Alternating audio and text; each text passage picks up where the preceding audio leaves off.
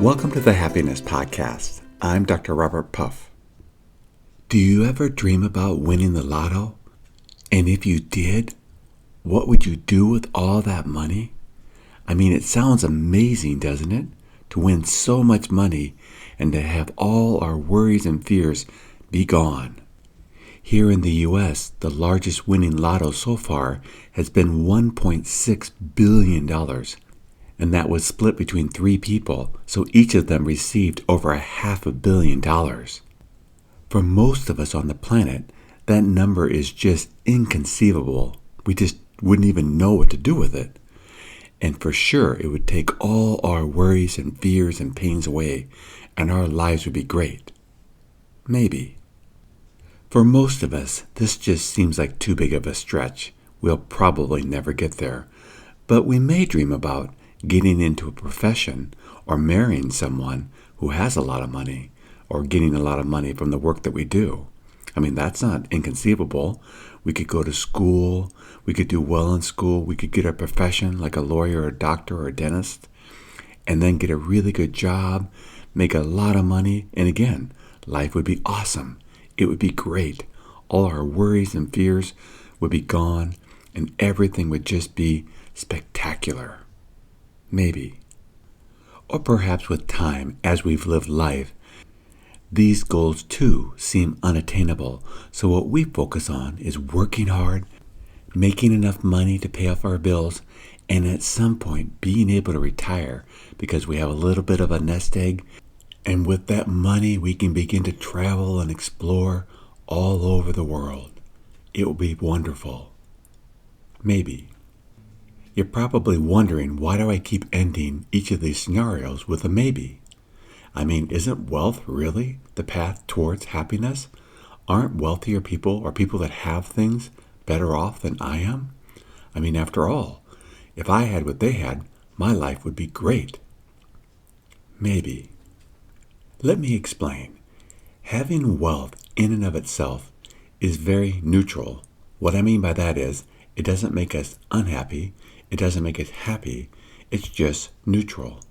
It can provide nice thrills. For example, if we're flying, obviously flying in first class is a lot more comfortable than flying in coach, particularly on an international flight. I mean, after all, when we get on the plane and we see those very comfortable seats, and we think, wow, I sure wish I had one of those seats. And then we go back to economy and realize we're stuck between 2 people that are bigger than us, and it's going to be a long flight to wherever we're going. Or let's say it's a Friday evening and we want to go on a beautiful date with our partner, but our finances are tight, so our dinner is at a fast food restaurant.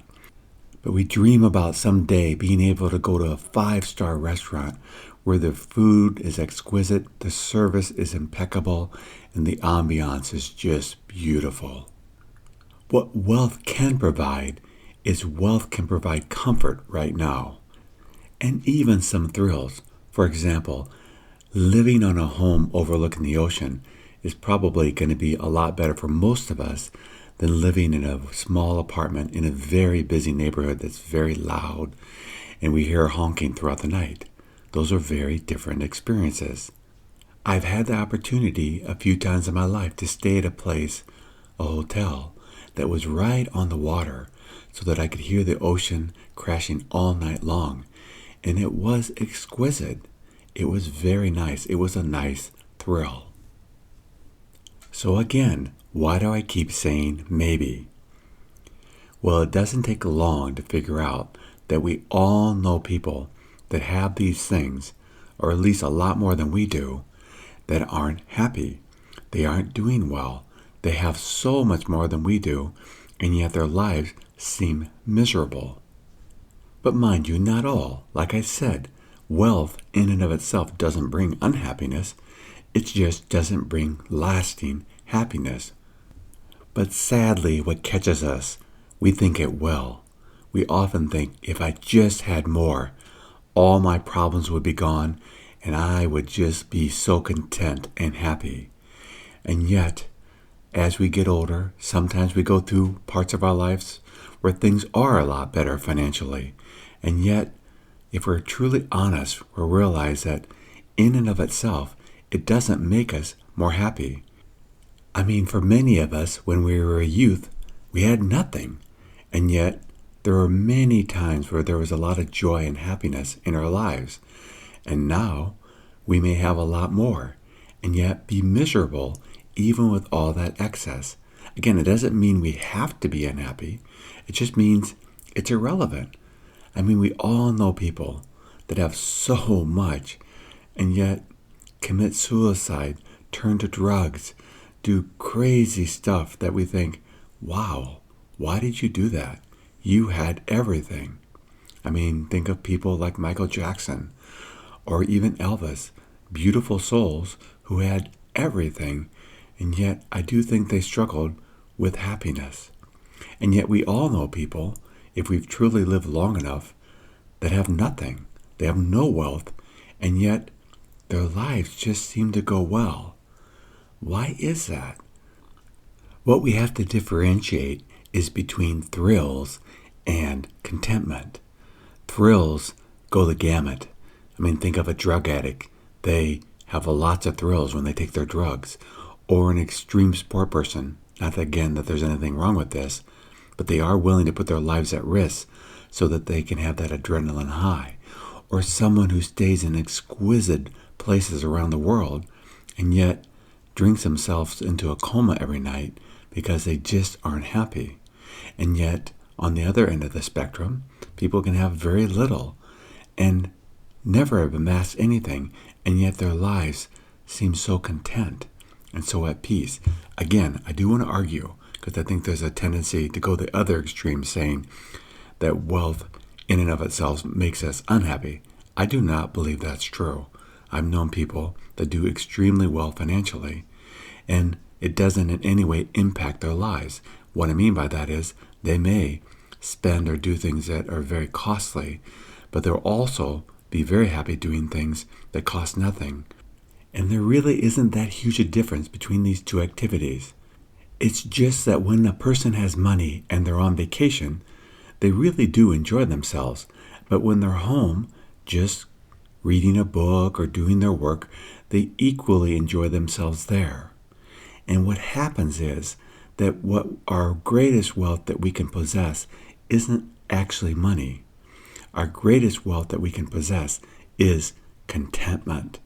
Being content wherever we are. When we learn to cultivate this wealth, then we'll find that our lives, no matter what, go well. So if contentment is the greatest wealth, how do we get it? Contentment is a mindset. You see, for most of us, why we're discontent is because there's always a sense of lack, wanting something more, wishing things were different. And because of that, we're discontent. We aren't happy with what is. We're fighting what is. Even though we may have pockets or thrills that are great. When we buy a new car, we may be thrilled for a few days. When we move into a new house, it may be awesome for a few weeks. When we're on vacation, it may be great until we come back. So we end up feeling like we're on a roller coaster, up and down, up and down. We feel great right now, and then we feel not so great later. And then later we feel in a seat of despair. We just go up and down the roller coaster because we're always wanting things to be a certain way. And when we're not that way, we get discontent. It's fighting life. Contentment is about embracing life and saying, okay, I get it. Now I've retired and I have a little bit of money to travel, but it may not be what I expected. And I discover that I'm beginning to have health problems because I'm older.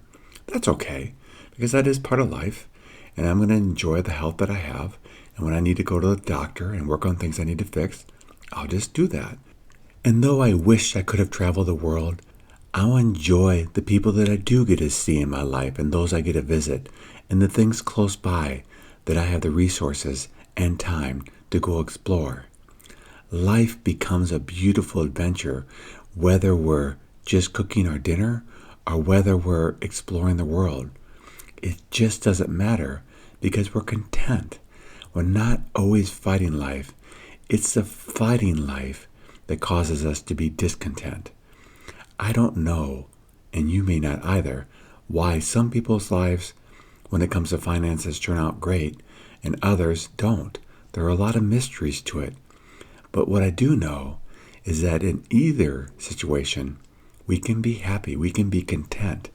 Because though life doesn't guarantee us wealth, it does give us the ability to love what is before us and really enjoy our lives even when there are struggles, because we can learn to flow with life. When we flow with life instead of fighting life, we'll find that contentment will settle into our hearts and this deep sense of peace will be there. And so I think to really develop this skill, it's really working on each and every day saying, okay, I know right now I want to be in a jet and travel to Europe, but instead I'm going to work on enjoying being home and vacuuming my house and doing the laundry just as much as I enjoy having a beautiful meal in an exquisite cafe in Paris. They both can be good experiences. And when we really get that, we'll begin to see, oh, I don't need the wealth. I may work towards it. I may even get it. I may inherit it. I may win it in the lotto. But it's kind of irrelevant. What's relevant is that the greatest wealth I can have is by being content with whatever I have right now. That's it. Contentment is truly the greatest wealth. Why we struggle, why we're unhappy, is because we're fighting life. We're wishing it was different or that it would stay the same when we're on that great vacation or we buy that new car or we're walking down the aisle to marry our soulmate. We want that feeling to last forever. And because we hang on to things or we wish things were different, we struggle. When instead we say, life, thank you for today. I'm going to make this a good day. I may work towards things to improve life or to make things different, but my main goal is going to be to enjoy what's before me and truly learn to be content in all situations, whether they're spectacular or whether they're mundane. Because if we're able to truly cultivate this contentment in life, no matter what, even though we do work towards things, even though we try to improve our lives, we still say, right now, if there's nothing I can do, then I choose to find contentment with what I have. And if we cultivate daily, hourly, moment by moment, this beautiful gift of contentment, we will find that the greatest wealth we possess, and that wealth is called contentment. Thank you for joining me on the Happiness Podcast. If you are finding these episodes helpful, I would love for you to share your experience with others. The easiest way for new people to listen to this podcast is just refer them to www.happinesspodcast.org. That's happinesspodcast.org. Or if you want to do more and leave a review, on that site you'll find a Yelp link, a Google Plus link, a testimonial link, or perhaps even the site you're listening to this podcast on. Often you can leave reviews there too. The reviews are an awesome way to encourage people to start listening to the Happiness Podcast. And until next time, accept what is, love what is.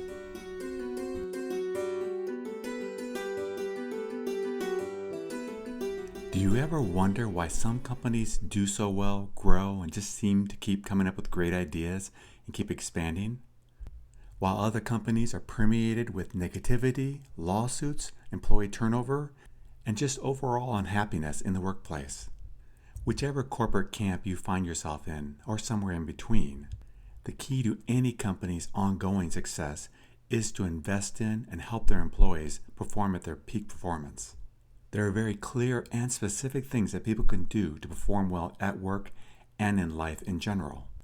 This is the focus of my podcast, and it's also the focus of my work. Being at the cutting edge of any market is sustained through investment in training employees how to perform well.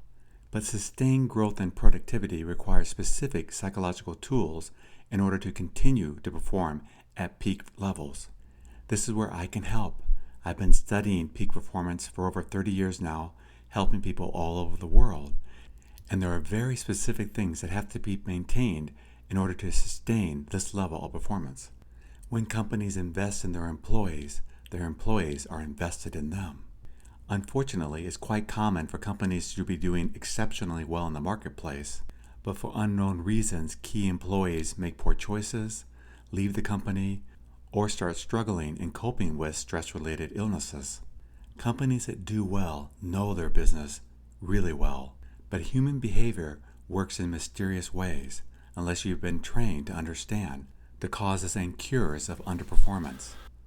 If you're a forward-thinking company, perhaps it's time to think about giving your employees skills that may really help them perform well at work and throughout their lives. If you work for or manage a company, and you're ready to learn the skills in order to survive and thrive in any market, in any conditions, or in life in general, I'd love to help. These are the skills I've learned. These are the ones I'd love to bring to your company. True lasting success has to be seen from a broader perspective, not just monetary. And if you're ready to bring about these changes, that's where I can help. To learn more, go to www.successbeyondyourimagination.com. That's successbeyondyourimagination.com. And whether we're at the doorstep of retirement or have many years to go, may we always be growing and be developing our skills not only as successful employees, but as successful human beings.